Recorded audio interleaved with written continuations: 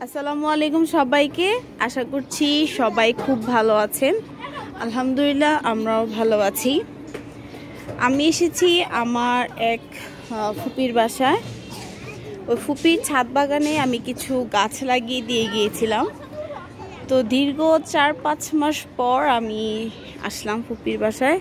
তো ছাদে উঠে দেখি গাছগুলোর কি অবস্থা।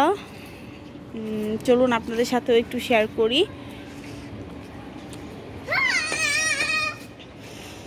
মাশাআল্লাহ সবগুলা গাছই অনেক ভালো আছে, সুন্দর আছে এবং খুব পরিষ্কার করে রেখেছে ওরা। প্রত্যেকটা গাছই ভালো আছে আলহামদুলিল্লাহ, খুব সুন্দর।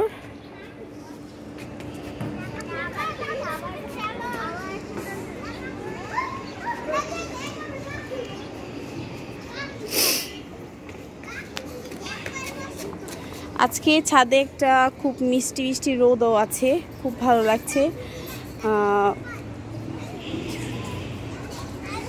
ওইখানে বাচ্চারা খেলাও করতেছে।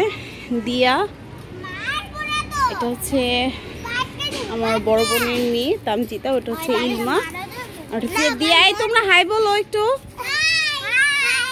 হাই বলো, দিয়া হাই বলো। এটা হচ্ছে দিয়াদের ছাদ, দিয়া সাফাদের বাসায় চলে এসেছি। আমার ফুফাতো ভাইয়ের 2 মেয়ে, দিয়া আর সাফা। সাফা নিচে আছে, দিয়া ওদের সাথে খেলা করছে।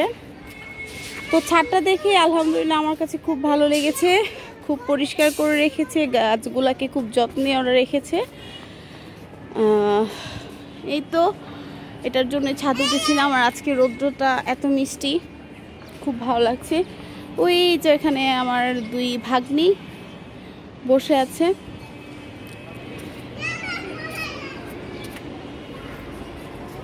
যাক, সব মিলিয়ে খুব ভালো। এই তো ছাদ তো আমি দেখিয়ে দিলাম। দিয়া তুমি ওখানে যাও, তো চাচ্ছি ওখানে যাও, ওইখানে যাও, ওইখানে ওইখানে ওইখানে ওইখানে। দিয়া লজ্জা পাচ্ছে। তো এই তো সবাই ভালো থাকবেন, সুস্থ থাকবেন। আমাদের এই ব্লগটা যদি ভালো লাগে তাহলে অবশ্যই লাইক এবং শেয়ার করবেন।